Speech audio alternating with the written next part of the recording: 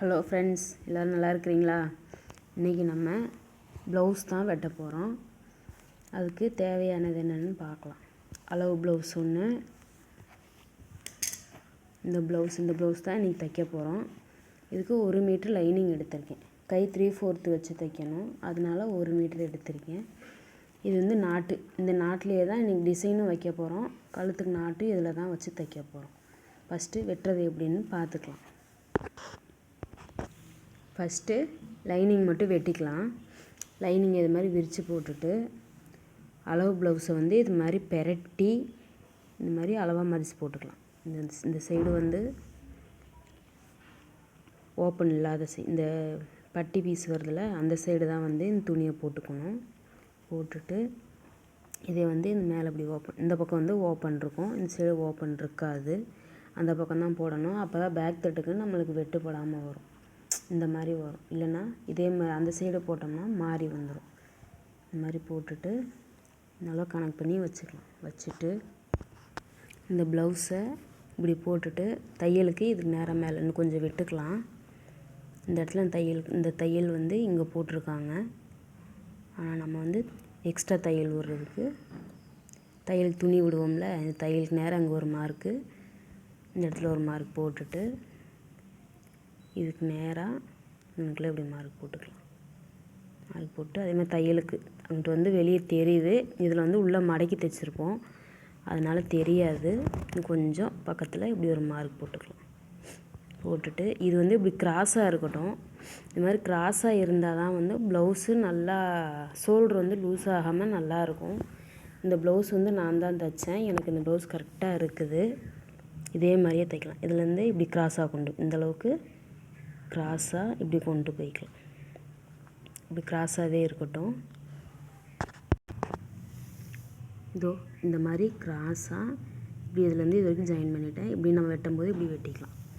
அடுத்து ஹாம்கோல்கிட்டையும் அதே மாதிரி இந்த இடத்துல ஒரு சும்மா தையல்கிட்ட ஒரு மார்க் பண்ணிவிட்டு இந்த தையலுக்கு மேலே இந்த அளவுக்கு எல்லா பக்கமுமே வந்து ஒரு 1/4 இன்ச்சு வர்ற மாதிரி இந்த அளவுக்கு துணி விட்டுட்டு தையலுக்கு விட்டுட்டு மார்க் பண்ணிக்கலாம். ஃபஸ்ட்டு நம்ம பேக் தட்டு வெட்டிக்கலாம். இப்போ வந்து நான் பேக் தட்டுக்கு தான் வெட்டிகிட்டு இருக்கிறேன், மார்க் பண்ணிகிட்ருக்கேன். இந்த இடத்துல ஒரு தையல் மார்க்கு மார்க்கு.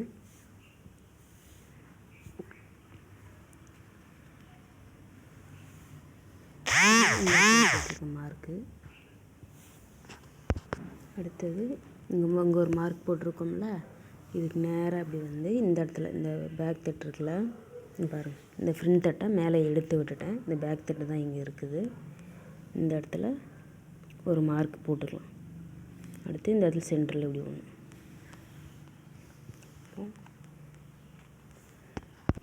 அடுத்தது இந்த பேக் தட்டை வந்து இந்த அளவுக்கு பேக் தட்டை மட்டும் இந்த பிரித்து போட்டிருக்கேன் பார்த்தீங்களா, 2 ஷோல்டரையுமேவும் பேக் தட்டு அளவுக்கு மடிச்சுட்டு இப்படி வச்சுருக்கேன். நான் இதே கழுத்து மாடல் தான் இப்போ தைக்க போகிறேன். இந்த இடத்துல ஒரு மார்க் பண்ணிவிட்டு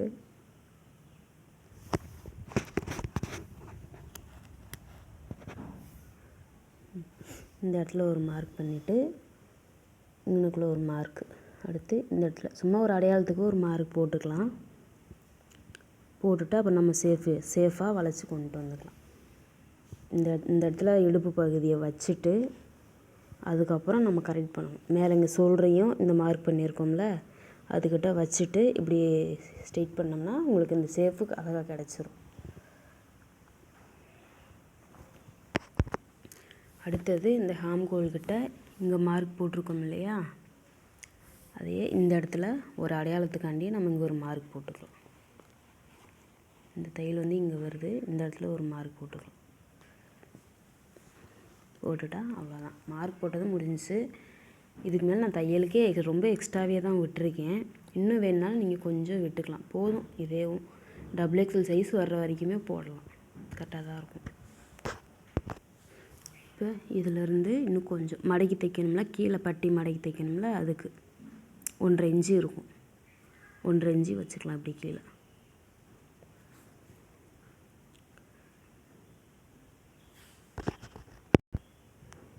சிஎம் கணக்கு எடுத்துக்கலாம். 5 சிஎம் இருக்குது. இந்த ஸ்கேலில் வந்து இன்ச்சு கணக்கு எழுதலை. 5 சிஎம். இதே மாதிரியே இங்கே 5 சிஎம், இங்கே 5 சிஎம் இருக்கான்னு செக் பண்ணிவிட்டு இந்த மாதிரி கோடு போட்டிருக்கோம். இந்த ஸ்கேலை வந்து ஹாம் கோல் இருக்குல்ல, ஹாம் கோல்கிட்ட இந்த இடத்துல இப்படி வச்சு இந்த இடத்துல ஒரு புள்ளி வச்சுக்கலாம். புள்ளி வச்சுட்டு இதுக்கு நேராக ஒரு கோடு போட்டுக்கலாம். அடுத்தது இந்த சைடு இங்கேயும் ஏற்கனவே நம்ம புள்ளி வச்சுருக்கோம் இல்லையா, இங்கே புள்ளி வச்சுருக்கோம் இல்லையா, அதுக்கு நேராக அப்படி ஸ்கேலை வச்சு இப்படியே ஒரு கோடு போட்டுடலாம். ஸ்ட்ரெயிட்டாக ஒரு கோடு போட்டுடலாம். இந்த மாதிரி மார்க் பண்ணி எடுத்துக்கலாம். இந்த இடத்துல வந்து ஹாம் கோல் கிட்ட இப்படி வளைவு போடுவோம்ல, கை ஸ்லீவ், இதை வந்து வளைவு போடுறதுக்கு இந்த மாதிரி ரவுண்டாக ஒரு பிளேட்டோ ஏதோ ஒன்று ரவுண்டாக இருக்கிறத எடுத்து இப்படி ரவுண்டு போட்டுக்கலாம்.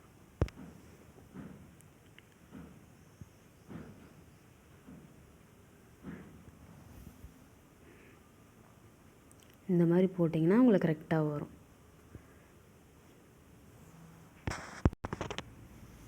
இந்த மாதிரி இது எல்லாத்தையும் வெட்டி எடுத்துடலாம். கழுத்தை நம்ம மார்க் போட்டிருந்தோம்ல, அதுக்கு நேராக நான் வளைச்சி இப்படி கொண்டு வந்துட்டேன். இந்த ஷேப்பில் தான் நான் கழுத்து தைக்க போகிறேன்.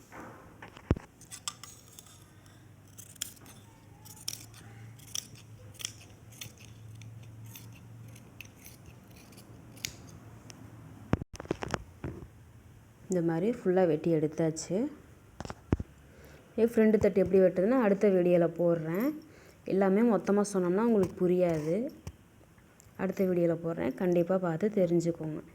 இதேமாதிரி ட்ரை பண்ணுங்கள், நல்லா வரும்.